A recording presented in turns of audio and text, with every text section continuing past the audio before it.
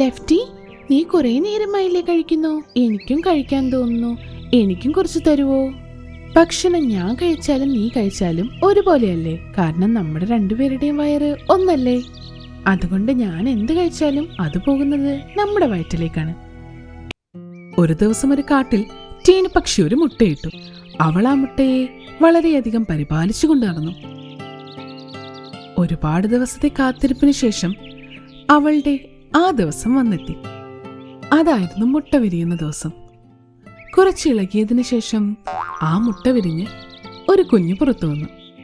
Tweet, tweet, tweet. ആ കുഞ്ഞുങ്ങളെ കണ്ട് ടീനു ഞെട്ടിപ്പോയി. ആ കുഞ്ഞുങ്ങൾക്ക് 2 തലയുണ്ടായിരുന്നു. അതായത് അത് രണ്ടിനും വെവ്വേറെ കാര്യങ്ങൾ സംസാരിക്കാമായിരുന്നു. അതുപോലെ തന്നെ വെവ്വേറെ ചിന്തിക്കാനും പറ്റുമായിരുന്നു. ടീനു അവർക്ക് ട്വിൻസ് എന്ന് പേരിട്ടു.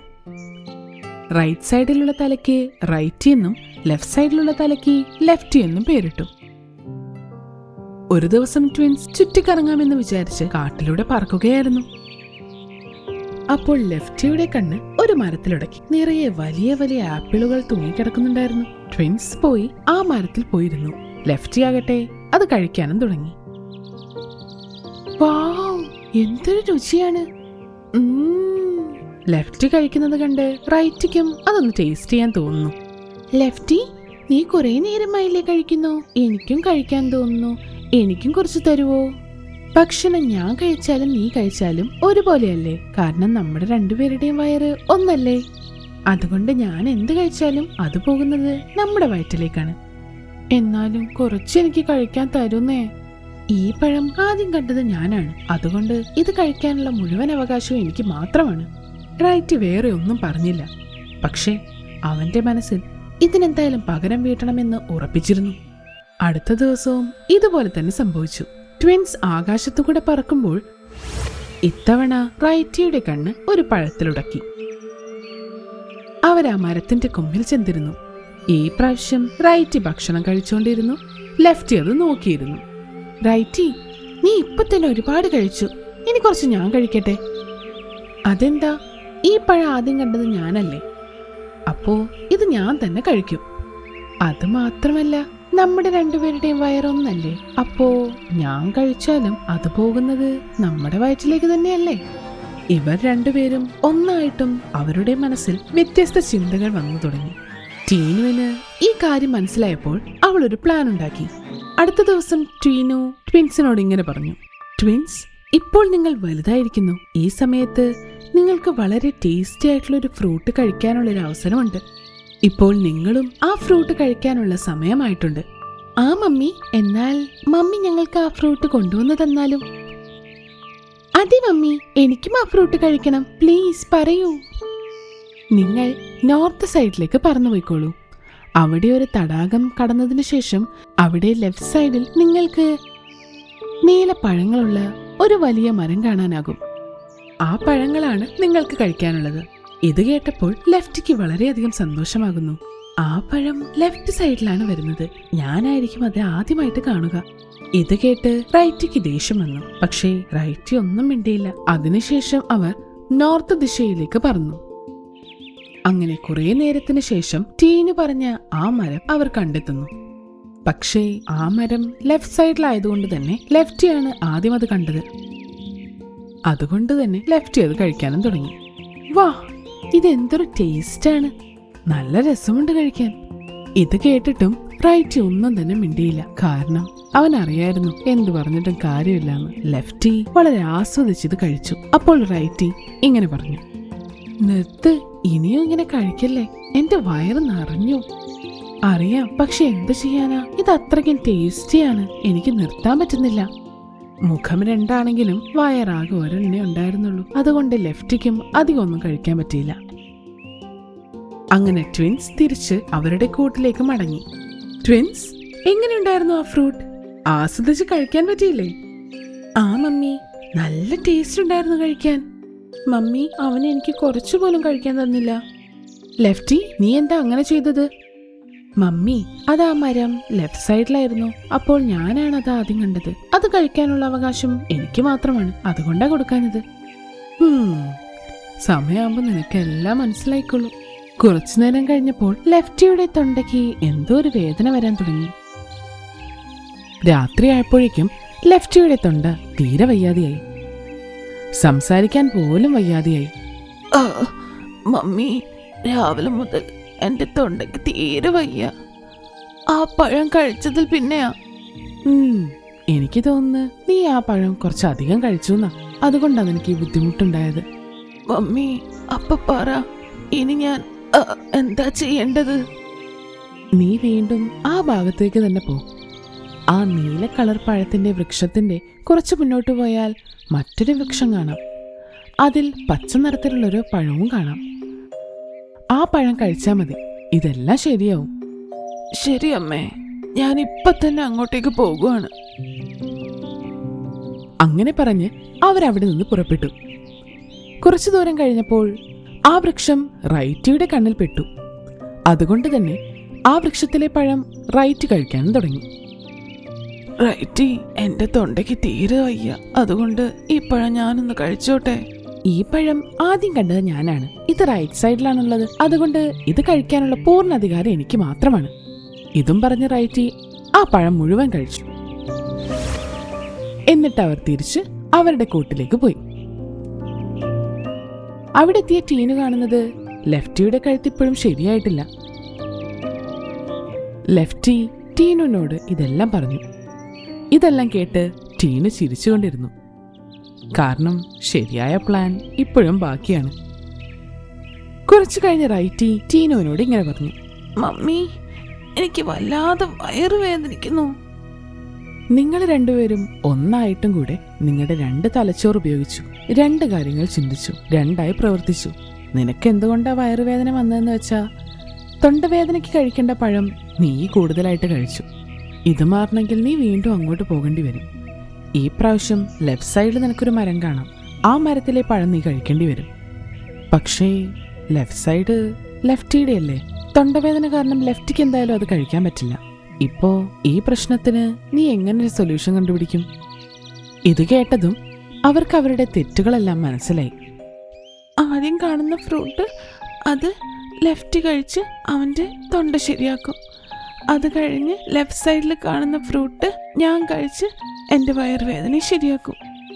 ഇന്നു മുതൽ ഞങ്ങൾ വാക്ക് തരാണ്, ഇനി ഞങ്ങൾ ഒരു തല്ലുകൂടില്ല.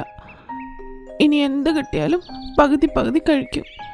ഞങ്ങള് പരസ്പരം കാര്യങ്ങളെല്ലാം കേൾക്കും. ഇത് കേട്ട് ടീനുവിന് സന്തോഷം വന്നു. അവർ രണ്ടുപേരും ആ ദിശയിലേക്ക് പോയി. ആദ്യം റൈറ്റ് സൈഡിലെ ഫ്രൂട്ട് ലെഫ്റ്റിയെ കൊണ്ട് കഴിപ്പിച്ച് തൊണ്ട ശരിയാക്കി. പിന്നെ ലെഫ്റ്റി റൈറ്റിയെ കൊണ്ട് ലെഫ്റ്റ് സൈഡിലെ പഴം കഴിപ്പിച്ച് വയറുവേദനയും മാറ്റിയെടുത്തു. പിന്നെ ട്വിൻസ് സന്തോഷത്തോടെ അവരുടെ കൂട്ടിലേക്ക് പോയി. ലെഫ്റ്റിയും റൈറ്റിയും സംസാരിച്ച് വീണ്ടും ഒന്നിച്ചു. ആഹാ, വളരെ നന്നായിട്ടുണ്ട്. എന്റെ ഭർത്താവ് ഇത് മരത്തിൽ നിന്ന് പറിച്ചു കൊണ്ടുവന്നു അറിയില്ല. ഇതിന്റെ രുചി വളരെ നന്നായിട്ടുണ്ട്. പക്ഷിറാണി, നിങ്ങൾ എന്താണ് ഭക്ഷിക്കുന്നത്? എനിക്കും നല്ലതുപോലെ വിശക്കുന്നു. എനിക്കും കുറച്ച് തരുമോ? ഇത് രാത്രി ഉണ്ടാക്കിയ ഭക്ഷണമാണ്. ഇന്ന് ഒന്നും ഉണ്ടാക്കിയില്ലേ? ഇതേയുള്ളൂ, വേണമെങ്കിൽ കഴിക്കൂ, അല്ലെങ്കിൽ വിട്ടോളൂ. ഒരു ആൽമരത്തിൽ ആൺകുരുവിയും പെൺകുരുവിയും ഭാര്യ ഭർത്താവായിരുന്നു. അവർക്ക് ഇപ്പോഴാണ് കല്യാണം കഴിഞ്ഞത്. പെൺകുരുവി ഗർഭിണിയാണ്. 2 പേരും സന്തോഷത്തോടെ ജീവിച്ചുകൊണ്ടിരുന്നു. അതേ മരത്തിലാണ് ഒരു പരുന്ത് ജീവിച്ചിരുന്നത്. അതിന്റെ ഒരു ചിറക് നല്ലതായിരുന്നു, പക്ഷെ എന്തോ ഒരു കാരണം കൊണ്ട് 2ാമത്തെ ചിറക് വെട്ടിയിട്ടുണ്ട്. സുഖമാണോ പക്ഷിറാണി? 2 പേരും വിളയിൽ പോകുവാണോ? ശരി, മതി. ഞാൻ തന്നോട് എത്ര തവണ പറഞ്ഞിട്ടുണ്ട്, ആരെങ്കിലും എവിടെങ്കിലും പോയാൽ എവിടെ പോകുന്നെന്ന് ചോദിക്കരുതെന്ന്. അങ്ങനെ ചോദിച്ചാൽ പോകുന്ന ഒരു കാര്യവും നടക്കില്ല. അയ്യോ പരുന്ത് ചേട്ടാ, നിങ്ങൾക്ക് എന്താ? ഞങ്ങൾ എവിടെ പോയാ എന്താ? നിങ്ങൾക്ക് ഈ മരം വെട്ടി എവിടെ വരാൻ പറ്റില്ല. ഞങ്ങൾ എവിടെ പോയാൽ നിങ്ങൾക്ക് എന്താ? നിന്നെ നോക്കുന്നത് പോലും ഞങ്ങളല്ലേ ചെയ്യുന്നത്. നിങ്ങൾ എങ്ങോട്ടോ പുറപ്പെട്ടതല്ലേ? അതുകൊണ്ടാണ് നിങ്ങൾ എവിടെ പോകുന്നതെന്ന് ഞാൻ ചോദിച്ചത്. നിങ്ങളെ കാണാൻ നല്ല രസമുണ്ട്. ദൈവം എന്നും നിങ്ങളെ ഇങ്ങനെ തന്നെ നോക്കട്ടെ. ഒരുപാട് നന്ദി. പക്ഷെ നിങ്ങൾക്കൊരു ജോഡി എപ്പോഴും വരില്ല. എന്തെന്നാൽ നിങ്ങൾക്കൊരു ചിറകില്ലല്ലോ. ആൺകുരുവി പെൺകുരുവി എപ്പോഴും പരുന്തിനോട് ഇങ്ങനെയാണ് സംസാരിക്കുക. എന്തെന്നാൽ ആ മരത്തിൽ വേറെ ആരുമില്ലാത്തത് കൊണ്ട്. അവർ രണ്ടുപേരാണ് പരുന്തിന് എന്തെങ്കിലും കൊടുക്കേണ്ടിയിരുന്നത്. ഒരു ദിവസം എന്ത് സംഭവിച്ചെന്നോ, കുരുവി ആപ്പിൾ കഴിച്ചുകൊണ്ടിരുന്നു. ആഹാ, വളരെ നന്നായിട്ടുണ്ട്. എന്റെ ഭർത്താവ് ഇത് മരത്തിൽ നിന്ന് പറിച്ചു കൊണ്ടുവന്നു അറിയില്ല. ഇതിന്റെ രുചി വളരെ നന്നായിട്ടുണ്ട്. പക്ഷിറാണി, നിങ്ങൾ എന്താണ് ഭക്ഷിക്കുന്നത്? എനിക്കും നല്ലതുപോലെ വിശക്കുന്നു. എനിക്കും കുറച്ച് തരുമോ? ഈ പരുന്തിന്റെ കണ്ണ് എപ്പോഴും എന്റെ മേലാണ്.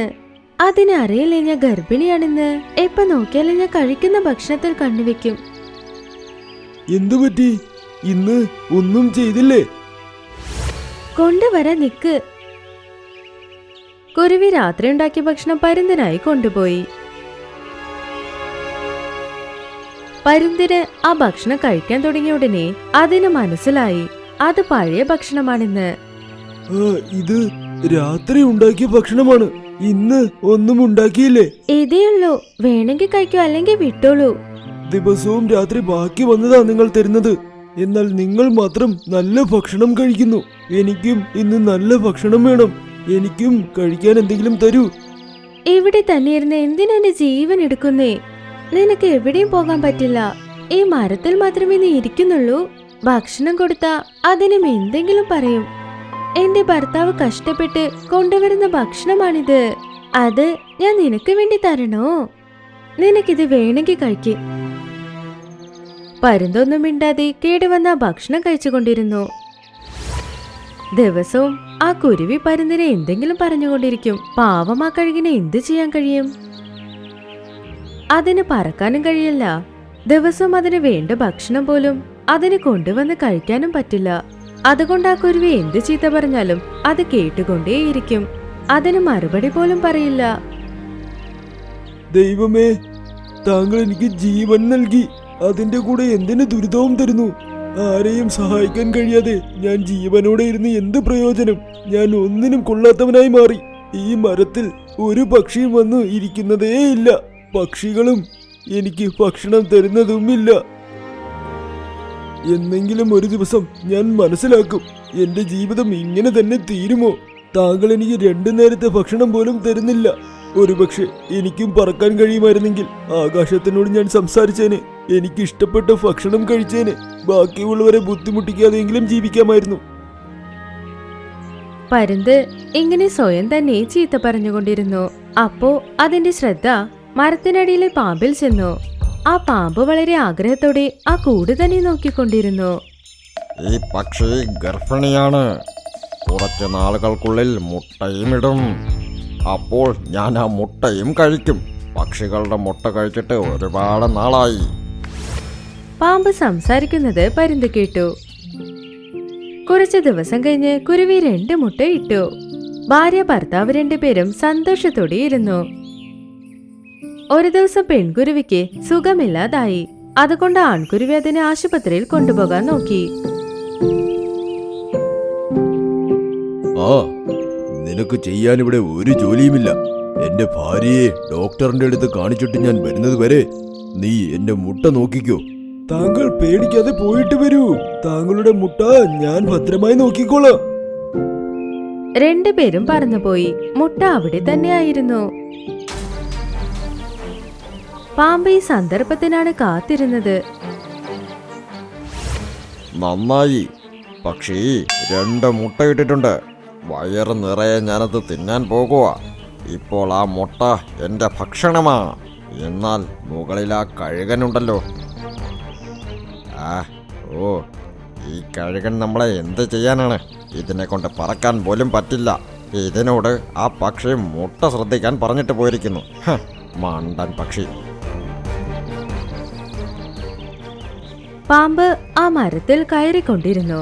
അപ്പൊ പരുന്തത് കണ്ടു. നീ എവിടെ നിൽക്കുന്നു അവിടെ തന്നെ നിൽക്ക്. ഇതെന്റെ ആജ്ഞയാണ്. മുൻപിലേക്ക് വരരുത്.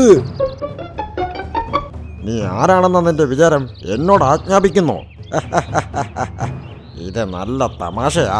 നിന്നെ കൊണ്ട് നേരെ പറക്കാൻ പോലും പറ്റില്ല. നീ ഇനി ഒരല്പം മുൻപിൽ വന്നാൽ പോലും നിനക്ക് അത് നല്ലതിനല്ല. ഞാൻ ആ പക്ഷിയുടെ മുട്ട തിന്നാൻ പോകുക. എന്നെ ആര് തടയുന്നെന്നൊന്ന് നോക്കട്ടെ. ഈ പക്ഷിയുടെ മുട്ടകളിൽ തൊടാൻ നിനക്ക് എന്നെ മറികടന്ന് പോകേണ്ടി വരും. ആ ഓഹോ, നീ എന്നോട് തന്നെ വാശി വെക്കുന്നോ? പാമ്പ് പരുന്തിനെ കുറിച്ച് ചിന്തിക്കാതെ മരത്തിൽ കയറി പോയിക്കൊണ്ടിരുന്നു. പക്ഷെ ആ പാമ്പ് നേരെ മുകളിൽ ചെന്നതും പരുന്ത് അതിന്റെ കൈകൊണ്ട് ആ പാമ്പിനെ പിടിച്ചു. അത് ഇത്ര മുറുക്കെ പിടിച്ചെന്നോ പാമ്പിന് സ്വയം രക്ഷപ്പെടുത്താൻ പോലും കഴിഞ്ഞില്ല. അപ്പോഴേക്കും ആൺകുരുവി പെൺകുരുവി രണ്ടുപേരും വന്നു. ആ ഈ പാമ്പ് ഇവിടെ എങ്ങനെ വന്നു? എന്റെ കുട്ടികൾക്ക് കുഴപ്പമില്ലല്ലോ. പോകൂ, പോയി നിങ്ങളുടെ മുട്ട സംരക്ഷിക്കൂ. ഈ പാമ്പിന്റെ കാര്യം ഞാൻ ഏറ്റു. വേഗം പോകൂ, അല്ലെങ്കിൽ ഇത് നിങ്ങളുടെ മുട്ട കഴിക്കും. കുരുവിയും ആ പരുന്തിനെ സഹായിച്ച് രണ്ടുപേരും ചേർന്ന് പാമ്പിനെ അമർത്തി. പാമ്പിന് പരിക്കേറ്റ് അതിന്റെ ജീവൻ രക്ഷിക്കാൻ വേണ്ടി അവിടുന്ന് ഓടിപ്പോയി. പെൺകുരുവി മുട്ട കണ്ട് ഒരുപാട് സന്തോഷിച്ചു. പരുന്ത് കാരണമാണ് കുട്ടികൾ രക്ഷപ്പെട്ടതെന്ന് മനസ്സിലാക്കി. പരുന്ത് ചേട്ടാ, ഇന്ന് എന്റെ കുട്ടികളെ നിങ്ങളാണ് രക്ഷിച്ചത്. ഞാൻ ഇതുവരെ നിങ്ങളെ എന്തൊക്കെയോ പറഞ്ഞിട്ടുണ്ട്. പക്ഷേ നിങ്ങൾ നിങ്ങളുടെ ജീവനെ കുറിച്ച് ചിന്തിക്കാതെ പാമ്പോട് പോരാടി എന്റെ കുട്ടികളെ രക്ഷിച്ചു. നിങ്ങളുടെ ഈ സഹായം ഞാൻ ഒരിക്കലും മറക്കില്ല.